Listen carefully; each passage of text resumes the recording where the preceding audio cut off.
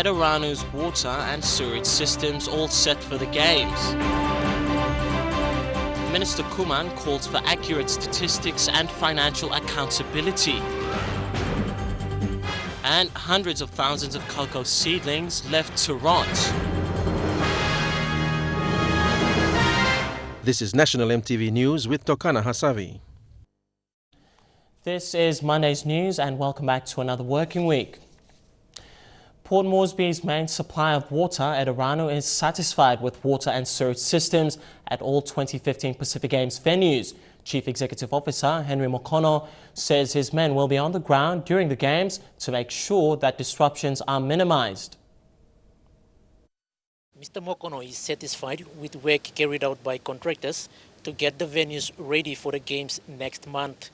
Eda Ranu expect about 15 to 20,000 visitors in the city and gave its assurance that water supply to all sporting venues will be managed efficiently. And we've tested and commissioned and everything is in order. We are ready as far as the company is concerned, as well as we are in tune with the government. We will deliver a very successful 2015 Pacific Games. Water is running to all facilities with state-of-the-art Tarama Aquatic Swimming Complex having a capacity of 3.1 million liters and a recycling machine to purify the same water after games each day. A committee was established to make sure water supply into all games venues and city residents maintained. Meanwhile, Eda Ranu sidelined itself from claims that some of its workers have entered Anjung power plant outside Port Moresby and shot dead a Korean man last week.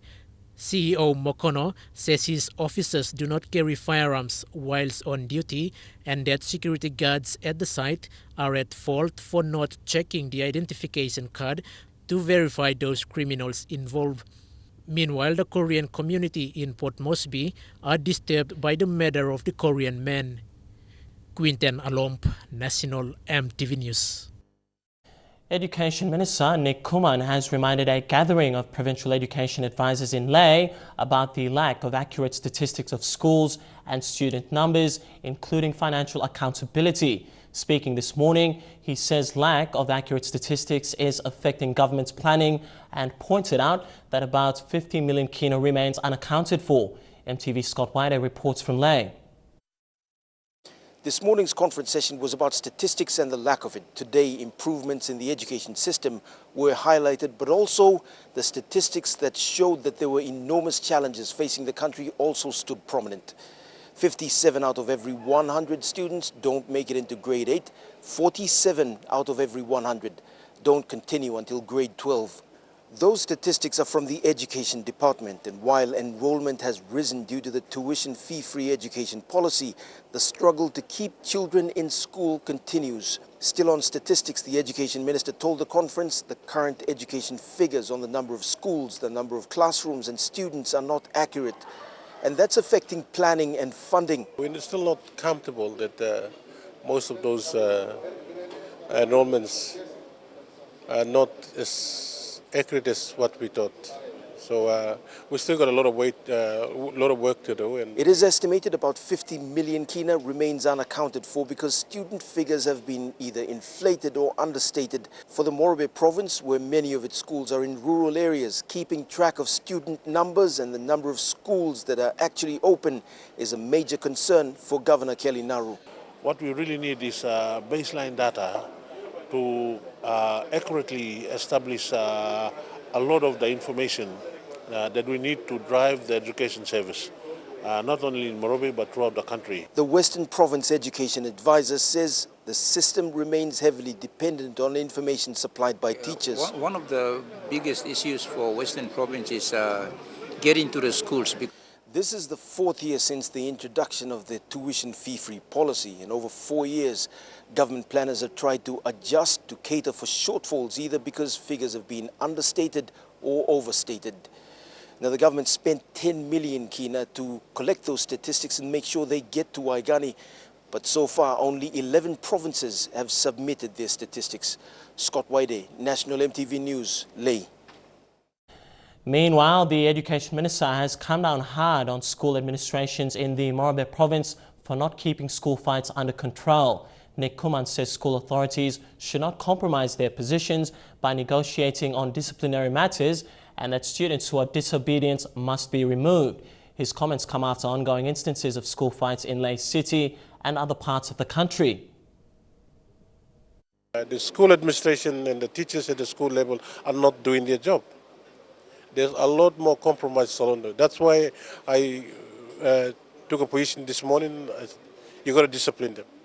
If the teachers cannot discipline them, the provincial leaders in the provinces, education leaders in the provinces should go down very hard. Because we cannot get one or two students to jeopardize the education of the majority who wants to go to school. So why are you going to allow these people to roam around and come and start to arrest the students who are genuinely in school?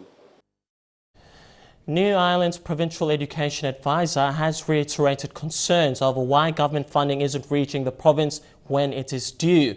Herman Poyase is the latest of several senior provincial managers who are expressing similar calls made by the provincial administrator in March. Health services and other administrative functions have suffered because of the slow release of funding. Herman Poyase is what other provinces call the Provincial Education Advisor, but because New Ireland has its own structure, he's called the Director of Education. Today he asked the Education Minister why funds for New Ireland weren't being paid on time. Lo national grant, lo national government, and this is funding in the province and, from January to May. It may seem like a problem affecting education alone, but Mr. Poyase's concern is one that is shared by nearly all senior provincial managers in New Ireland. Mibla education in New Ireland, Mibla affected in terms of standard officers, visiting all school, carrying out all inspection, all narrow education program through the province, also PEB, investigating all schools, we are heavily affected. When we visited New Ireland in March, the acting provincial administrator, Andrew Kayap, told MTV the province still hadn't received its recurrent budgetary allocations for 2015. Recurrent funding is the money used to pay for running costs like salaries and other bills. With the delay in funds coming in, we are really struggling to effect all our programs. The province is currently using internally generated revenue to meet the shortfalls, but for services like health and education, any shortfall or delay has a compounding effect on the lives of people. This afternoon, before the Education Minister left, he told the conference that the funding delays were happening in Waigani. He has also given assurances he will investigate. But for New Ireland, they have to start preparing for the 2016 budget, even though they haven't received all of the money for 2015.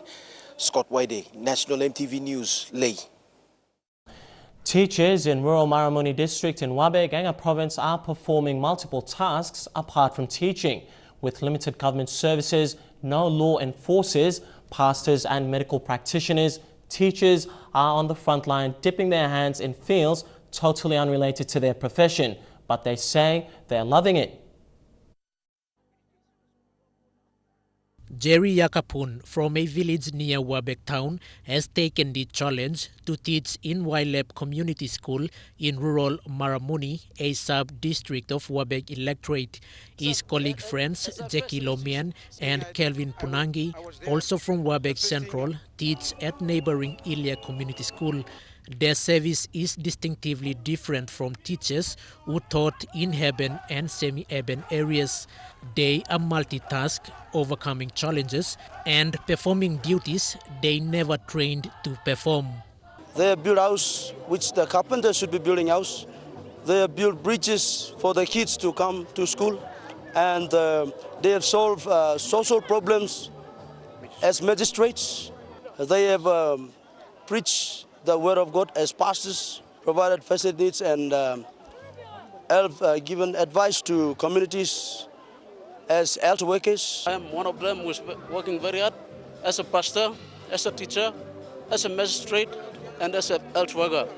It took them 3 days to walk to the schools in Maramuni. Tribal conflict has been high in this part of the district in the last 20 years. But these brave teachers are among those who have taken the challenge to change perceptions. I take the initiative to walk down to Ilya, to teach there, to stay there, to live with the people. I knew some people in Ilya need me, so I have to be there.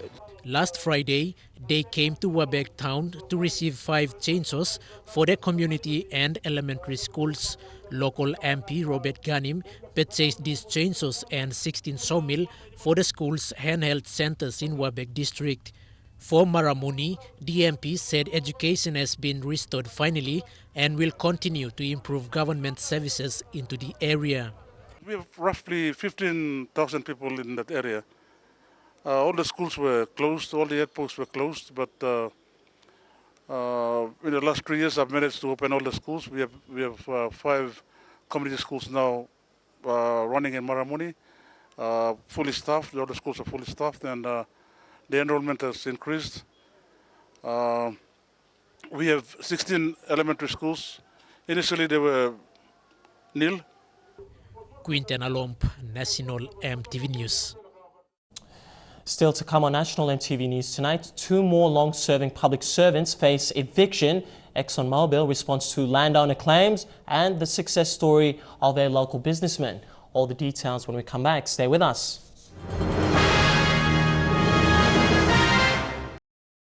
Thanks for your company and welcome back to the news. The family of 2 long-serving lay public servants are on the verge of being kicked out from their home after almost 20 years.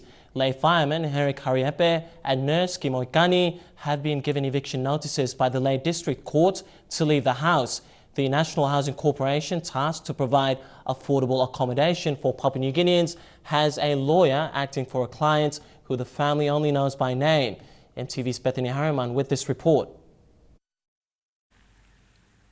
This has been the home of 33-year veteran lay fireman Herrick Hariepe and his family for the last 15 years. His neighbor next door, a nurse, 25 years. Their children grew up here, but after 14 days, their home will be taken away from them. Mitubla Meria Emosem, Mitubla current serving public servant from Morobe province na serving Papua New Guinea to East, where Mitubla longest serving public servant. The client, who the family only knows by name, offered to pay the NHC 350,000 kina for the property. The original price decided by court was 201,000 kina. Both tenants applied to purchase the joint units as joint tenants, but the delays within the NHC stopped them from the buy. Long National Housing Commission, all kissing value of when my report only come, me plan two thinking of kissing independent valuation report. No, me plan looking when I'm straight now when I'm wrong. Me plan looking come up one thinking now by me to black and pay more place the property. On the 25th of March, faced by NHC's eviction, they appealed 5 times for a stay order. On the 6th time, they succeeded.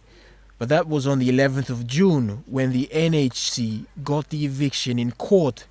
Herrick was given 14 days to get out or be put out. The 2 families are part of a group of families evicted after their homes were sold by the NHC. The homes sold to another person and even organizations. The evictions brings to attention how the titles have been given, who the titles have been awarded to, and the processes taken for the titles to be given. It's a confusion that has been taken advantage of by the corrupt to sell homes, and it's also a loophole that is becoming unfortunate for the families who are losing their homes. Bethany Harriman, National MTV News, Lay. Well, affordable and reliable accommodation is at the center of Yumiet Real Estate's business agenda. The company is nationally owned and has been providing affordable accommodation to Papua New Guineans for over 15 years. Managing Director and owner Eke Lama achieved yet another milestone with the opening of his new lodge in Baroka, Port Moresby on Saturday. Yumiet Real Estate is a household name in the real estate sector. It has over 500 units and houses, including 2 lodges. PI Lodge is part of the estate's business ventures operating for the past 4 years, with 63 rooms then and the opening of the new 67 rooms recently. PI stands ready to provide affordable accommodation for its clients. Managing Director Ekelama says it's all about serving the people.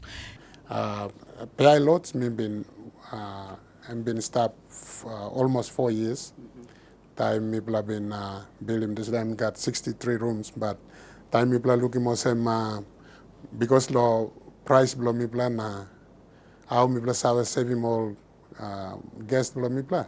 Now there's a lot of me full house all get a time.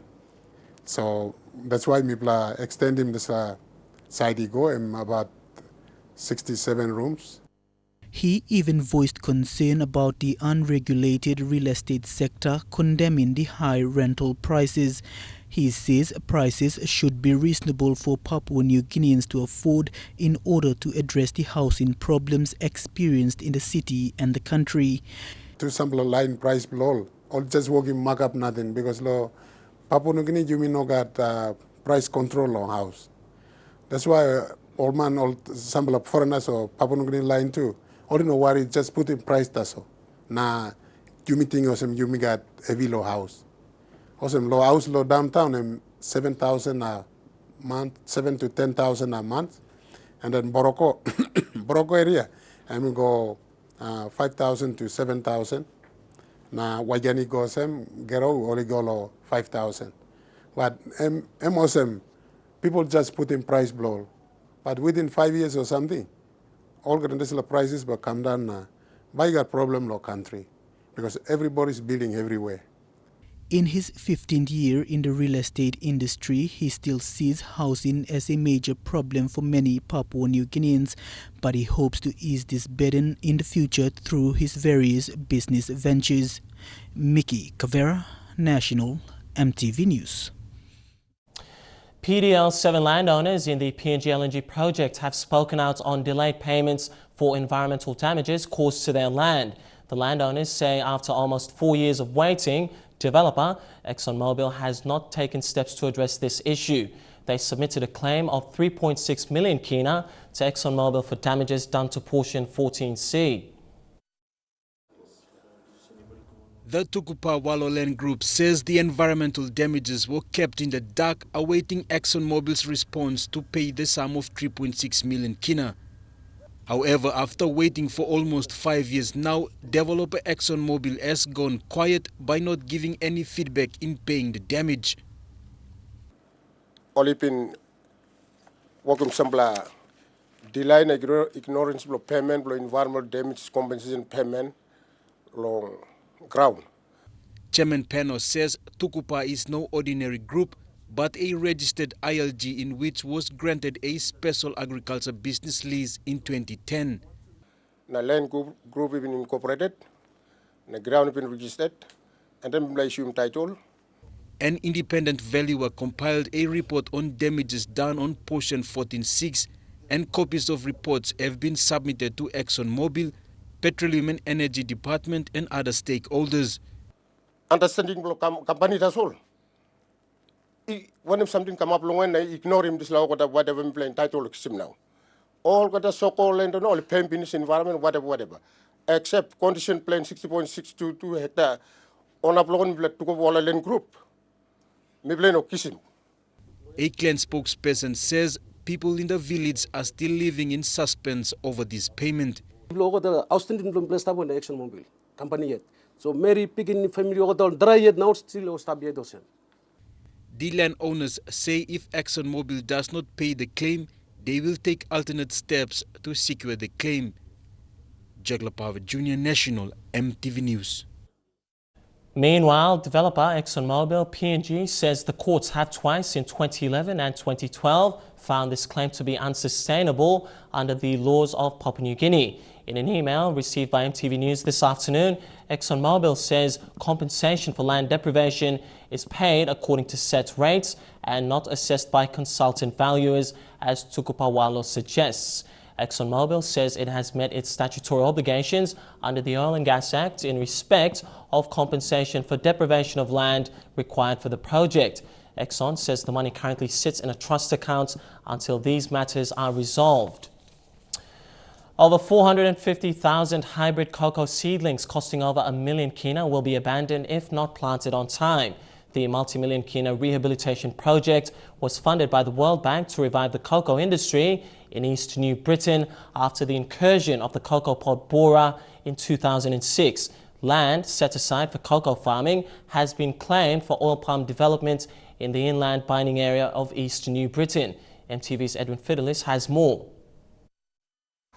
The cocoa nursery in Kulit in the inland mining area of East New Britain province is a result of 3 years of hard work by the Inland Mining Cocoa Cooperative Society. It is the main supplier of about 450,000 hybrid clone cocoa seedlings to 500 registered cocoa farmers. But over the last 6 months, the inception of an oil palm development project has taken over the land that was dedicated for planting these seedlings. The cocoa project gets financial support from the World Bank and various institutions such as the PNG Cocoa Board and PPAP, the implementers of World Bank. Its total cost 1.5 million kina. President of the cocoa cooperative, Jack Sambi, says they are now looking for alternative ways to distribute these seedlings before they reach their maturity stage. Because lo oil palm igon sad lol block blol na planti lol block blol well no plani met also posok sim cacao so mi plano nap dim cacao because pa bagarap. Sana mi plano lo sobi mol farmers now. This is part of a 500 hectares of land owned by 500 members of the cocoa cooperative that has now been planted with oil palm. After the incursion of the cocoa pod borer in 2006, cocoa trees were demolished as an interim measure to prevent the pod disease from spreading. In a move to revive the cocoa industry, a loan was obtained from the World Bank to carry out the rehabilitation work. In 2012, the first lot of hybrid cocoa seedlings were planted. Most of them are now flowering and are ready for their first harvest. But the cocoa trees were raised to the ground when the oil palm developers began work. Finally, so possibly been all that I've been not dislakain development oil palm come no disturbing more farmers. All this cocoa and by go finish all farmers. The debate that has come to the fore were about the lack of consultation between the 500 cocoa farmers and the oil palm developers. The cocoa cooperative says they will obtain a lawsuit against the developers that has destroyed their cocoa business. Edwin Fidelis, National MTV News, Kokopo. And now we check out the finance news. The kina closed at $0.3665 US in the interbank market. At Bank South Pacific, our kina was trading at $0.3590 US, 0.4611 Australian dollars, 0.3158 euro, and 43.83 Japanese yen. Looking at commodity prices at New York close, gold, coffee and copper closed the day lower, while cocoa closed the day higher. Palm oil and copper closed higher as well, while crude oil closed the day lower. And lastly, on the stock market, the Dow Jones closed at 102 points lower, the ASX closed at 25 points lower, and the All Ordinaries closed at 40 points lower as well. We've got more local news coming up after the break, including the Queen's Honours List, ABG members sworn in, and progress in the Manus Asylum Seekers human rights case. Stay with us.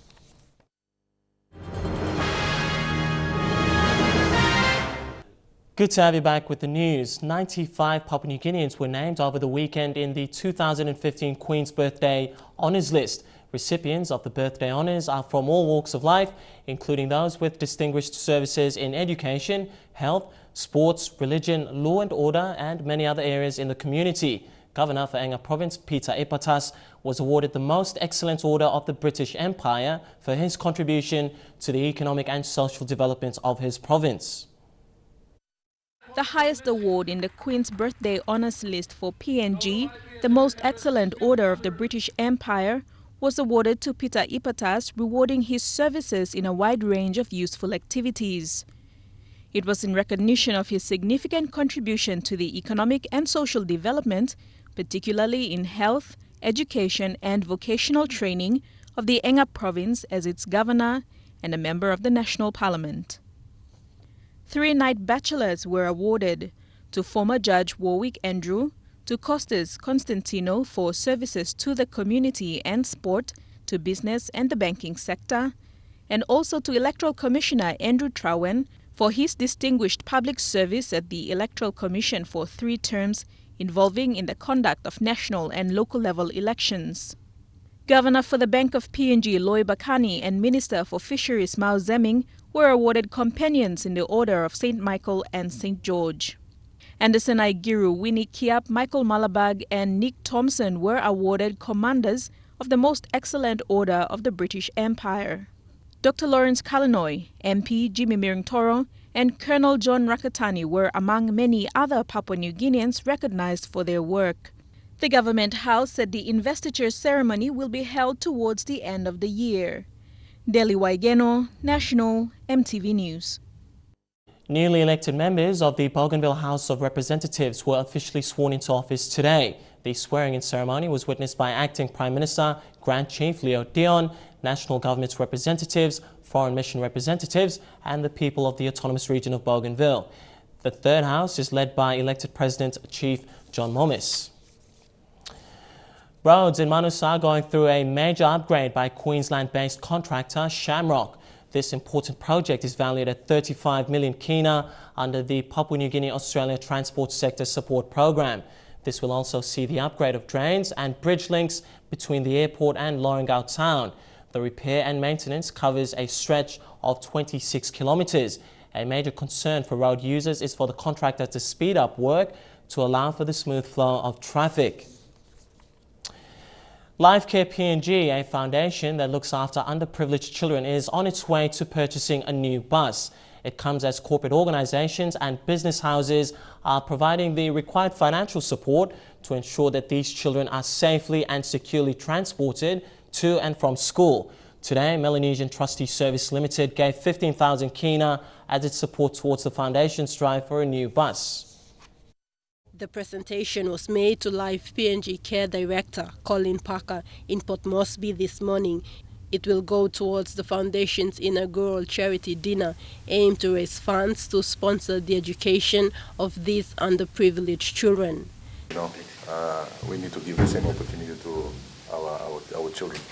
Since its establishment in 2013, Mr. Parker and his wife have accommodated over 22 underprivileged children between the ages of 6 to 14 years. Parker said the foundation would like to create a Christian family-based environment for these children where leader qualities and life values are taught. These children are basically on the streets because of there is no love and care, proper leadership, that a parental guidance that they should provide, it is not there. That's why we take this responsibility to step in and say, we can't ignore them. We can't see them living that. So we have to do what we can. In the last parliament sitting, a law was passed to penalize parents or guardians who allow their children to live or sell items besides the main road. Now in Port Moresby, a number of non-governmental organizations have commenced work with the National Capital District Commission to accommodate or help give education opportunities to these underprivileged children. The inaugural dinner is a fundraising drive that will be held in July in partnership with the National Development Bank. Tekla Gunga, National, MTV News. The Supreme Court last Friday was presented an application by the Manus asylum seekers' legal representatives seeking two principal orders. The first order, brought before Justice Kasman, sought the joinder of an additional 287 new refugee applicants to join current proceedings where there are 23 existing applicants. The second order sought is to prevent those refugees who have not been accepted from being subject to forceful repatriation to their places of origin by PNG Prime Minister and the Immigration Minister. Application filed by human rights lawyer Ben Lomai was stalled by an affidavit filed by the Immigration Minister and Chief Migration Officer, raising questions regarding the authenticity of some of the authority and consent forms that the 287 additional applicants signed, giving legal representative Ben Lomai instructions to act on their behalf. Mr. Lomai is representing the asylum seekers who say their detention is a breach of constitutional rights and seeking release and compensation on those terms. Another issue also raised by the respondents regarding a lodged claim earlier in the PNG National Court by 75 of the asylum seekers. The case has been adjourned to tomorrow morning for hearing in order to give the refugees' representatives time to seek further instructions. the resettlement of the refugees in the country remains a controversial subject, with the Prime Minister, Attorney General and the state all admitting that prior to the May 14 amendment to the Constitution in 2013, which gave more power to the Immigration Minister to deal with asylum seekers coming to PNG from overseas, PNG does not have a legal framework, nor does it have a resettlement scheme in place for asylum seekers. Vanessa Knight, National MTV News. Well, National MTV News continues with True Guy Sports. That's coming up next. Stay with us.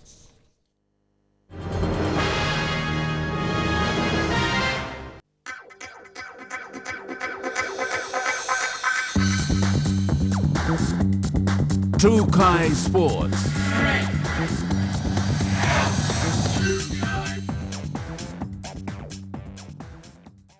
Welcome to True Guy Sports. Papua New Guinean champion powerlifter Linda Paulson has set a new world record for the squat at the Powerlifting World Championships in Finland. Paulson has been in superb form and is expected to perform and bag medals at the 2015 Pacific Games next month. To judo, members from both the International Judo Federation and the Oceania Judo Union arrived in the country to gauge PNG's potential in the code. Nicholas Mersner, who is the head director for Judo for Peace, and Oceania Judo President Lenny Nitt were excited at PNG's prospects. Currently, the International Judo Federation has 195 national federations and 5 continental member bodies, which include Oceania, and the visits serve 2 major purposes.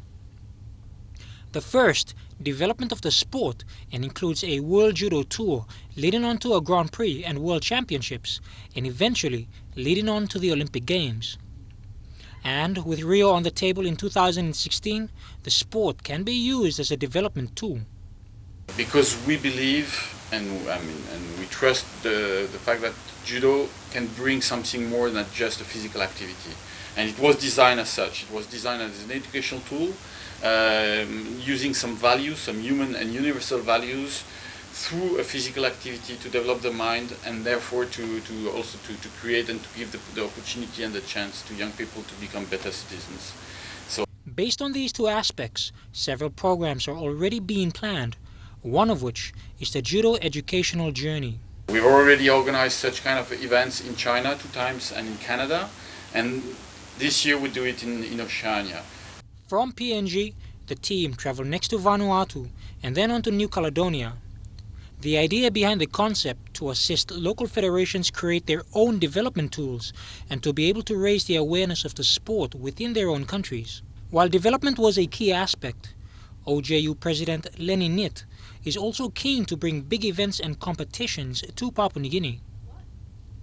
To Papua New Guinea, and we're already looking at maybe 2 years ahead, maybe an Oceania Championship here, similar. Now the expertise is not here yet, but we've done it before in Oceania, that we simply fly in the technicians, the controllers from overseas, just to stage the event like in a country like Papua New Guinea if a development is here. Nitt also saying that PNG could become a leading country in the region. Oceania as a whole, 6, 7, 8 years ahead. Maybe even come ahead of the other 2 down south, you know. With 7 million people population, it's massive. Should be okay. President for the PNG Judo Federation, John Jambet, also optimistic. We had some positive discussions with the Sports Foundation and also the representative from the First Secretary for the Sports Minister. The Minister himself, last time when we had the NOC General Assembly, mentioned about building facilities one, but it's for the people, how do we make use of it? So bring events here. Jeremy Mogi, National MTV Sports. The Sir Hubert Murray Stadium will not be used as a sporting venue come July. Chief Executive Officer of the Games Organising Committee, Peter Stewart, confirmed this in an interview with MTV's Road to Port Moresby 2015. Stewart says this was an unfortunate call beyond their control. However, measures have been implemented to ensure soccer and triathlon continue. Mr. Stewart said in the early planning stages, the Games Organising Committee were aware of the challenges imposed by the construction of the Sir Hubert Murray Stadium and had planned accordingly. When the first schedule was put together, Sir Hubert Murray Stadium was never part of our arrangements. The deal that's been done, a fantastic arrangement, private-public partnership for the refurbishment of Sir Hubert Murray Stadium, came long after our planning for the Games. And we're keen to use the venue in some way during the Games because it has a historic connection to the Games, but it hasn't affected us from a planning point of view. All soccer matches will be played at the Bassini Parade, which had been revamped well in advance for the Games. Is going to be the venue for the medal presentation and the finish for the triathlon. It is a major iconic venue here in Port Moresby, and we'll also be using it for some other activities, but the grass unfortunately has just not come up to what we were hoping for, so all of the soccer is now being played at Bassini. With the Sir Hubert Murray Stadium out of use come Games time, all venues are set and ready to go. The Sir John Geiss Outdoor Stadium, otherwise known as the BSB Stadium, had a successful trial run of the weekend with the Hunters' first Port Moresby game. Stewart said this was a testament to the hard work, planning and preparation by his team and certainly showed all operations were up to scratch. The things that were trialled on the night on Saturday are exactly what we're going to be doing during Games period. So the park and ride facilities were up and were established and were very well patronised and did a fantastic job in transporting people who will not be able to park at the venues during the Games period either. They brought all of the spectators in and again took them home safely afterwards.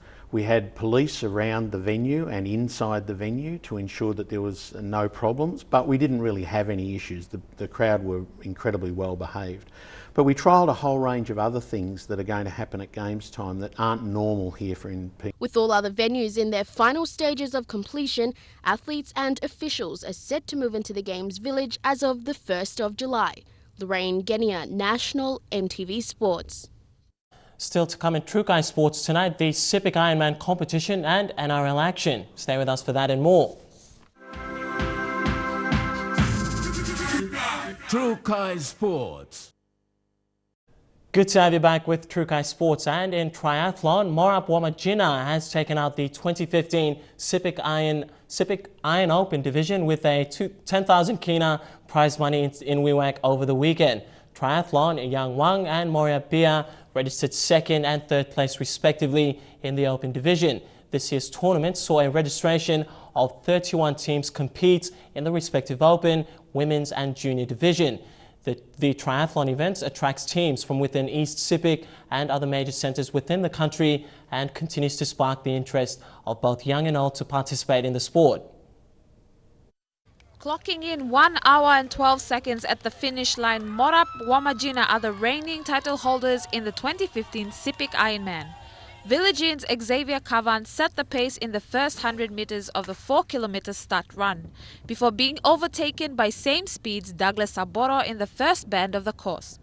Morab's Jonna Warandua took the lead heading into Wewak town, setting Joey Tony for a 50-meter head start in the 800-meter swimming leg. Lawrence Jacro then set a margin on the 12-kilometer cycling leg.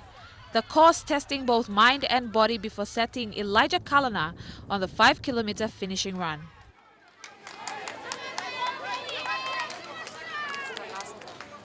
Triathlon Yangwan registering second place and Moria Bia clocking in 1 hour and 39 minutes to secure third place in the Open division. We've seen a large number of kids joining in. As you can see, like the outcome, the result now, you see a lot of triathlon kids has come up. Sepik Ironman engages and promotes local businesses, students from secondary schools and volunteers within Wewak to assist in officiating the event, and continues its mission to support education and health services in Wewak. For this year's tournament, we've raised about 80,000+. Since its inception in 2004, Garamut, Tangmao and South Sea Tuna continue to support the tournament, with New Guinea table birds jumping on board this year. As a first-time sponsor, we're actually quite pleased with what's happening. It's good to see the tournament advisors. We're getting all the youngsters and everyone involved. Joining the campaign in sports development, 4 women's team took on the challenge of the 22-kilometer course. PNG Ports Team 1 raked up second spot, while Lucky Charms took out the top honours. In the junior division, MBJ, Triathlon Green Hill Investment and Yoshi's Clothing were awarded the first, second and third place amongst 10 teams. While celebrations will continue throughout the day, Sepik Ironman remains the biggest sporting event in East Sepik Province. Scholar Sengi, National MTV Sports. Well, before making their way to the East New Britain Province, the All Search Pacific Games Baton Relay team ended their visit in the Gulf Province on a wet and rainy note. Here are the highlights of their journey through the Gulf Province. By day 2, and the baton was treated to a helicopter ride out to the rarely visited Kuman oil platform to see the small team that lives 30 kilometers out at sea. From there, the relay was dropped off in Kikori to meet a friendly and very wet reception to see the schools and hospital, and for a short relay through the town and down to the markets and wharf area. Onto boats and up the majestic Kikori River, stopping at villages near Ogomabu and Irimuku with a canoe ride on the low dugout canoes of the Gulf region. Back at the oil search copy camp, the baton was transferred to shore by a towering crane before the local community ran the baton alongside the oil workers. By Thursday, the rains had come pouring down as the wet season really hit. The planned trips to Antelope, Wabo, Kapuna, Baimar. The planned trips to Antelope, Wabo, Kapuna, Baimuru and Ihu were delayed as the team was unable to fly in the downpour. The final day in the province, and the team made a catch-up visit to Ihu to a great welcome by the 4 schools present and ran a relay around the school complex before the baton was taken out by boat to Miaru village, where the villagers shared how they live, including the making of sago. The Oil Search Pacific Games relay has now traveled over 30,000 kilometers across 18 provinces of Papua New Guinea, and over 560,000 people have experienced the relay. Well, that's how we wrap up True Kai Sports tonight. The weather details for the next 24 hours after this break. Stay tuned. True Kai Sports.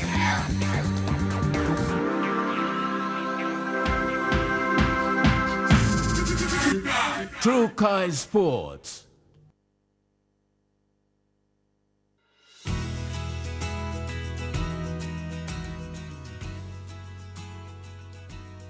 Quick look at the weather forecast for tonight and tomorrow in southern region. Mainly fine in Port Moresby, brief showers in Alatau. In Momase, mostly fine expected in all centres except Lae, showers. In the New Guinea Islands, some showers expected in Kimbe, all centres, brief showers. And lastly, in the Islands region, all centres to look forward to fine weather apart from morning fog. Well, that's been the news, sports and weather this Monday. From the news team, I'm Tokana Hasavi. Thanks for your company. You take care and stay safe. Good night.